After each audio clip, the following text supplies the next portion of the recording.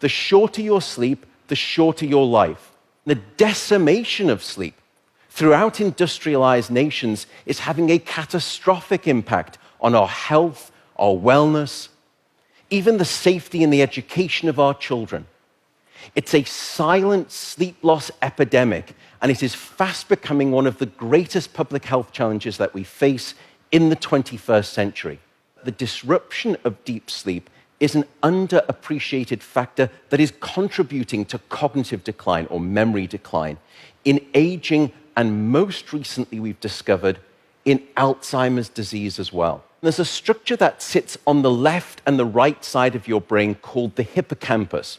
It's very good at receiving new memory files and then holding on to them. Yet in those people who are sleep deprived, we actually couldn't find any significant signal whatsoever. Without sleep, the memory circuits of the brain essentially become waterlogged, as it were, and you can't absorb new memories.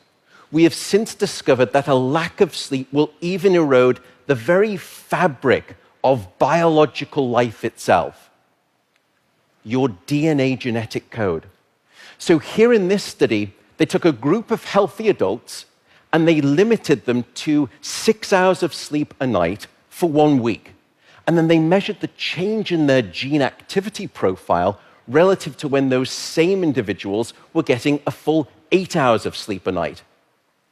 And there were two critical findings. First, a sizable and significant 711 genes were distorted in their activity, caused by a lack of sleep.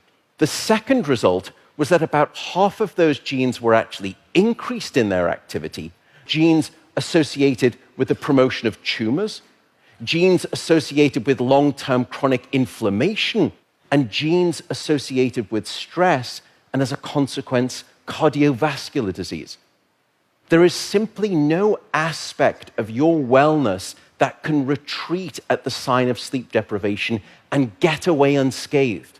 And at this point, you may be thinking, oh my goodness, how do I start to get better sleep? What are your tips for good sleep? The first is regularity. Go to bed at the same time, wake up at the same time. No matter whether it's the weekday or the weekend, regularity is king, and it will anchor your sleep and improve the quantity and the quality of that sleep. The second is keep it cool. Your body needs to drop its core temperature by about 2 to 3 degrees Fahrenheit to initiate sleep and then to stay asleep. And it's the reason you will always find it easier to fall asleep in a room that's too cold than too hot. So aim for a bedroom temperature of around 65 degrees or about 18 degrees Celsius. That's going to be optimal for the sleep of most people. Sleep, unfortunately, is not an optional lifestyle luxury. Sleep is a non-negotiable biological necessity. It is your life support system. And with that soapbox rant over, I will simply say good night, good luck, and above all, I do hope you sleep well.